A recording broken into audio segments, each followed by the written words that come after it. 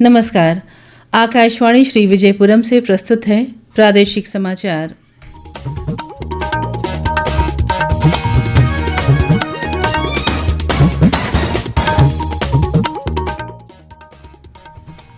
प्रधानमंत्री नरेंद्र मोदी आज गुजरात में 1140 करोड़ रुपए से अधिक की बुनियादी ढांचा और विकास परियोजनाओं का उद्घाटन तथा शिलान्यास करेंगे।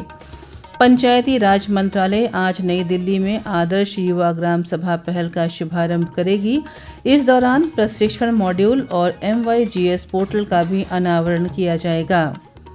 अंडमान निकोबार मादक द्रव्य निरोधक कार्यबल की 19वीं बैठक में कल मादक पदार्थों से संबंधित विभिन्न ज्वलंत मुद्दों पर चर्चा की गई और पर्यटन विभाग की ओर से पंजीकृत प्रमाणित कयाक गाइडों और प्रशिक्षकों के लिए 1 नवंबर को कयाक प्रतियोगिता का आयोजन किया जाएगा।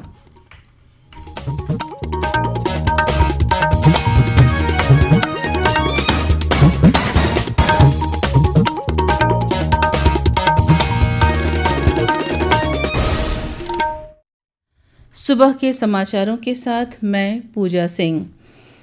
प्रधानमंत्री नरेंद्र मोदी आज से 2 दिवसीय गुजरात दौरे पर हैं। वो आज केवड़िया के एकता नगर में 1140 करोड़ रुपए से अधिक की बुनियादी ढांचा और विकास परियोजनाओं का उद्घाटन और शिलान्यास करेंगे।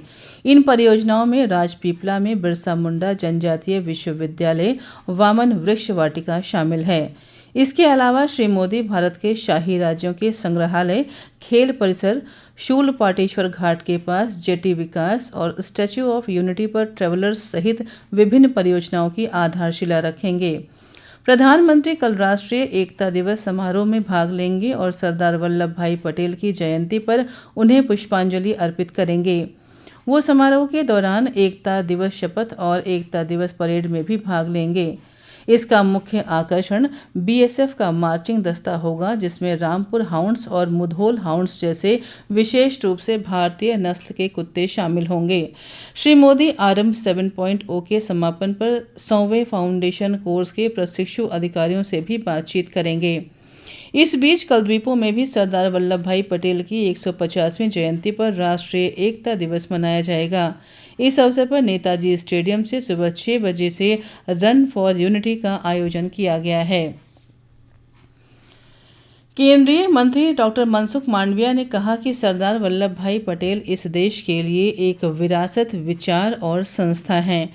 उन्होंने सभी नागरिकों, विशेषकर युवाओं को सरदार वल्लभ भाई पटेल के जीवन से प्रेरणा लेकर विकसित भारत के निर्माण का आह्वान किया। उन्होंने कल नई दिल्ली स्थित आकाशवाणी भवन में सरदार पटेल स्मृति व्याख्यान 2025 में ये बातें कहीं। डॉक्टर मांडविया ने कहा कि जम्मू कश्मीर से अनुच्छेद 370 हटाकर प्रधानमंत्री नरेंद्र मोदी सरदार पटेल के अधूरे कार्यों को पूरा कर रहे हैं। भारत के प्रथम सूचना एवं प्रसारण मंत्री सरदार वल्लभ भाई पटेल के सम्मान में आकाशवाणी वार्षिक सरदार पटेल स्मृति व्याख्यान का आयोजन करता है। इस व्याख्यान की रिकॉर्डिंग कल सरदार पटेल की जयंती के अवसर पर आकाशवाणी के पूरे नेटवर्क पर रात 9:30 बजे प्रसारित की जाएगी। सरकार आज नई दिल्ली में आदर्श युवा ग्राम सभा पहल का शुभारंभ करेगी। इस कार्यक्रम के दौरान आदर्श युवा ग्राम सभा पर एक प्रशिक्षण मॉड्यूल और MYGS पोर्टल का भी अनावरण किया जाएगा।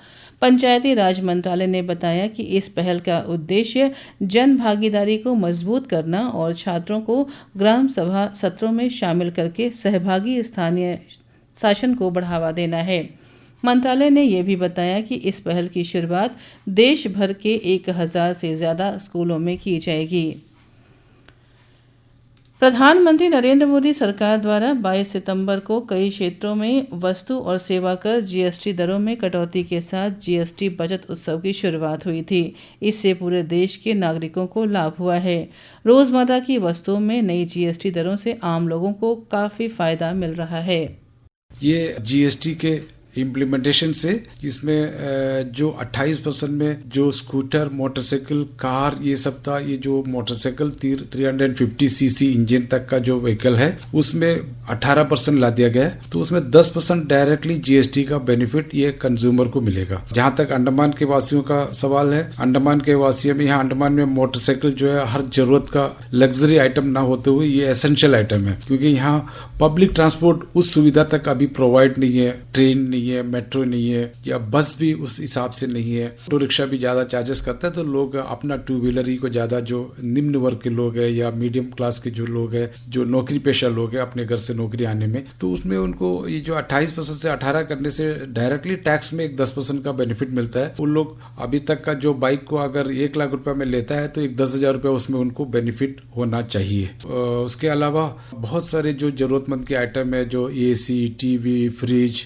ये भी जो घर का रोजमर्रा की वस्तु है, इसमें भी जीएसटी की दरों को कम किया गया, उसमें भी फायदा होगा। मोबाइल फोन, कंप्यूटर इक्विपमेंट्स, ये सब में भी फायदा होगा। इसमें अधिकतम आइटम को 5% या 18% के दायरे में रखा गया। ओवरऑल कुल मिलाकर मैं समझता हूं कि ये जो जीएसटी है, ये एक गवर्नमेंट की तरफ से एक ऐतिहासिक फैसला है।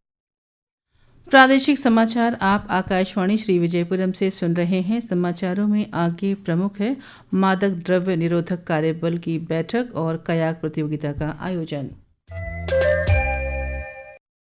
आकाशवाणी श्री विजयपुरम से प्रसारित होने वाला ये प्रादेशिक समाचार बुलेटिन आप मीडियम वेव के साथ साथ FM 100.9 मेगाहर्ट्ज पर भी सुन रहे हैं। ये समाचार मोबाइल फोन और वाहनों के FM रेडियो पर भी उपलब्ध है। प्रादेशिक समाचार में आपका फिर स्वागत है। अंडमान निकोबार मादक द्रव्य निरोधक कार्यबल की 19वीं बैठक कल पुलिस महानिरीक्षक सिंधु पिल्लई ए की अध्यक्षता में आयोजित की गई। बैठक में स्वास्थ्य सेवा, शिक्षा, परिवहन, वन, मत्स्य पालन, समाज कल्याण, बंदरगाह, CISF और भारतीय विमानपत्तन प्राधिकरण सहित अन्य सभी प्रमुख हितधारकों ने भाग लिया। बैठक के दौरान द्वीप समूह में मादक पदार्थों के खतरे से संबंधित विभिन्न ज्वलंत मुद्दों पर चर्चा की गई। हितधारकों ने नशीली दवाओं की समस्या से निपटने के लिए कई सुझाव दिए। पुलिस महानिरीक्षक ने द्वीप समूह में नशा मुक्त वातावरण बनाने की आवश्यकता पर प्रकाश डालते हुए क्षेत्र से नशीली दवाओं के उन्मूलन के लिए प्रशासन की प्रतिबद्धता की पुष्टि की। उन्होंने आने वाले माल की जांच के लिए एक प्रभावी तंत्र विकसित करने और पुनर्वास सुविधाओं में सुधार पर भी जोर दिया। पर्यटन विभाग, भारतीय खेल प्राधिकरण और Andaman water sports adventures private limited के सहयोग से पंजीकृत प्रमाणित कयाक गाइडों और प्रशिक्षकों के लिए 1 नवंबर को कयाक प्रतियोगिता का आयोजन करने जा रहा है। इस प्रतियोगिता का विषय paddle to paradise, explore, engage, conserve है। इस पहल का उद्देश्य द्वीप समूह के लाइसेंस प्राप्त कयाक टूर ऑपरेटरों, गाइडों, प्रशिक्षकों के बीच कौशल विकास, टीम वर्क और सुरक्षा जागरूकता को प्रोत्साहित करना है। पर्यटन विभाग विभिन्न प्रतियोगिताओं के विजेताओं को प्रमाण पत्र और नकद पुरस्कार प्रदान करेगा। प्रतियोगिता सुबह 9 बजे से बाधा कोर्स दौड़ के साथ शुरू होगी। प्रतियोगिता में नॉर्थ बे, श्री विजयपुरम, स्वराज द्वीप, शहीद द्वीप और अन्य द्वीपों के सभी पंजीकृत कयाक संचालकों और प्रशिक्षित कर्मियों से भाग लेने को कहा गया है। इसके अलावा इस दिन नॉर्थ बे में कयाकिंग गतिविधियां पर्यटकों, आगंतुकों और आम जनता के लिए 400 रुपये प्रति व्यक्ति रहेगा। इस प्रतियोगिता के लिए पंजीकरण निःशुल्क है। फॉर्म बौद्धिक संपदा एवं प्रौद्योगिकी निदेशालय के साहसिक जल क्रीड़ा प्रकोष्ठ पंजीकरण अनुभाग के प्रभारी से प्राप्त किए जा सकते हैं। नशा मुक्त भारत अभियान के तहत खेल विभाग की ओर से 1 नवंबर को सुबह 5:30 बजे नेताजी स्टेडियम से पुरुषों और महिलाओं के लिए ओपन साइकिल रैली आयोजित की जाएगी। रैली नेताजी स्टेडियम से शुरू होकर शहर के विभिन्न मार्गों से होते हुए वापस नेताजी स्टेडियम पहुंचकर संपन्न होगी। इच्छुक विद्यार्थियों, संस्थाओं, संगठनों और आम जनता से सुबह 5:20 तक निर्धारित स्थल पर पहुंचने को कहा गया है। अंत में मुख्य समाचार एक बार फिर। प्रधानमंत्री नरेंद्र मोदी आज गुजरात में 1140 करोड़ रुपए से अधिक की बुनियादी ढांचा और विकास परियोजनाओं का उद्घाटन तथा शिलान्यास करेंगे। पंचायती राज मंत्रालय आज नई दिल्ली में आदर्श युवा ग्राम सभा पहल का शुभारंभ करेगी। इस दौरान प्रशिक्षण मॉड्यूल और MYGS पोर्टल का भी अनावरण किया जाएगा। अंडमान निकोबार मादक द्रव्य निरोधक कार्यबल की 19वीं बैठक में कल मादक पदार्थों से संबंधित विभिन्न ज्वलंत मुद्दों पर चर्चा की गई और पर्यटन विभाग की ओर से पंजीकृत प्रमाणित कयाक गाइडों और प्रशिक्षकों के लिए 1 नवंबर को कयाक प्रतियोगिता का आयोजन किया जाएगा। इसके साथ ही प्रादेशिक समाचार का ये बुलेटिन समाप्त हुआ। नमस्कार।